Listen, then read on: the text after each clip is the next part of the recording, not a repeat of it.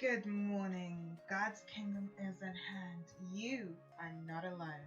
It is well. It is best to try and think ahead about if and when the transition to an assisted care living facility might be necessary.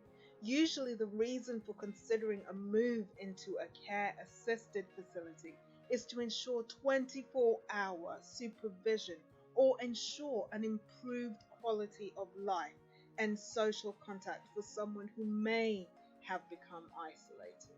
Residential care or assisted care facility is sometimes the only option, even if the person themselves does not agree.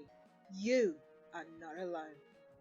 The decision will always be a difficult one to make. Moments of guilt, questioning and re-questioning whether the decision is right or not, and so forth. You are not alone. Always put your loved one's best interest first. People with dementia especially might need to make the move into a care living facility for a number of reasons. Their needs might have increased as their dementia has progressed, and you are finding it increasingly difficult to stay on top of their needs, or because of a crisis such as a hospitalization. Or it might be because the family or carer is no longer able to support the person, and you are left alone, unable to cope single-handedly. Whatever the reason, the move can be very, very difficult, practically and emotionally, for anyone and everyone involved, especially you, the main caregiver, and not a lot of people understand that. They only have a blurred bird's eye view of what you are going through, and often they're not, offering minimal assistance, if at all at that, but quick to criticize and profess to have a valid input when the crisis and the chances arise. You are not alone. Or maybe your loved one may not be able to live by themselves, especially with a cognitive illness. Family and friends may not be able to move into their home with them, and the cost of hiring a private caregiver might not be an option due to financial difficulties. If your loved one is unable to drive or leave their home unassisted, it may be difficult for them to pick up medications, groceries, or even attend doctor's appointments. You are not alone. Nursing home placements would be an option when your loved one have problems such as disorientation, confusion, dementia, memory loss, the progression of Alzheimer's disease, just to mention a few. Most elderly parents need assistance with activities such as dressing, bathing, toileting, eating, transferring, and caring for incontinent episodes. You are not alone. Always put your loved one's needs first and their best interests at heart. Other reasons could be that your loved one has fallen down multiple times, resulting in bruises, broken bones, or either injuries. Or maybe their frequent need to visit emergency rooms or be hospitalized due to unstable health. Specialized care facilities have in-house doctors and nurses on site, therefore able to assist with various medical issues. Perhaps the ability to perform basic day-to-day activities has declined or is declining because of the cognitive and physical impairment. Maybe they are frequently getting lost and confused after wandering away from home. This sign is especially relevant to knowing when to put someone with dementia in a nursing home or a care facility.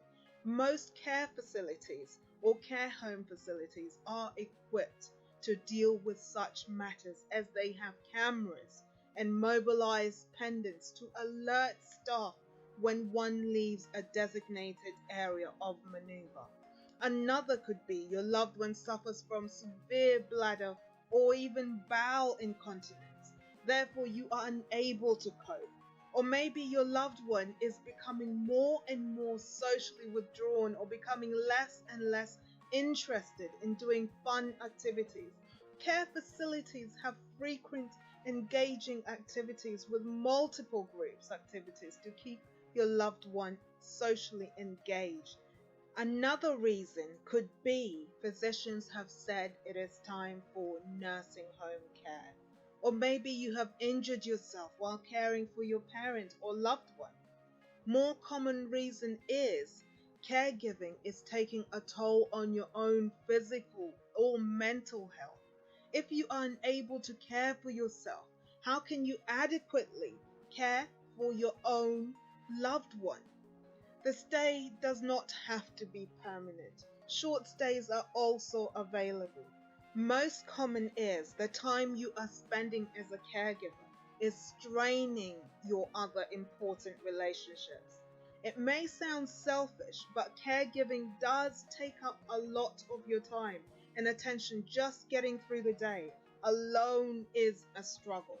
One would be surprised how many relationships have been tarnished due to caregiving, and one would notice that they are starting to skip essential caregiving tasks because they have become too challenging, in turn developing a quick temper, and you are often feeling irritated or frustrated or even minor things. Or perhaps you have noticed that caregiving is consuming your mind, making it difficult to focus on other responsibilities, other relatives especially, and without enough financial support or help from other family members to continue caregiving on your own, and you can't afford more hours of professional in-home care. It becomes more strenuous mentally and in turn physically, duly noted by your friends or colleagues who are worried about your well-being, and they are urging you to explore other long-term care options. You are not alone. Always put your loved one's needs first and in their best interest. Please do discuss it with complying family members, health professionals for further input, but you are not alone. And please do have no guilt. There is nothing to feel guilty about. When it comes to putting a loved one or a family member into a care or living facility, the guilt usually just takes over. 1 minute you're all, yes, this is the decision I need to make. The next minute it is, how can I possibly make this decision? What are people going to think of me? Am I just going to leave them in there? Am I doing the right thing? All of the above, it comes flooding in.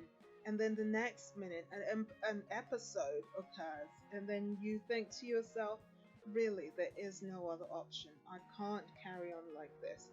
But do talk to somebody in order to get a clearer view of what needs to be done, because if your health is deteriorating due to it mentally and physically, you are not going to be able to care for your loved one in the way in which you originally set out to do. It is not going to be an adequate care that you're going to be providing for them, and in turn will be harming them rather than making them well, or harming yourself rather than making them feel better or comfortable, so to speak.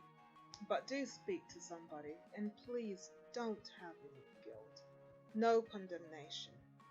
In Jesus Christ's name, God bless. If you like what you've been listening to, do like, subscribe, and share the channel for the growth of the channel, so that a whole lot more people will learn to appreciate the elderly and, God willing, treat them a whole lot better.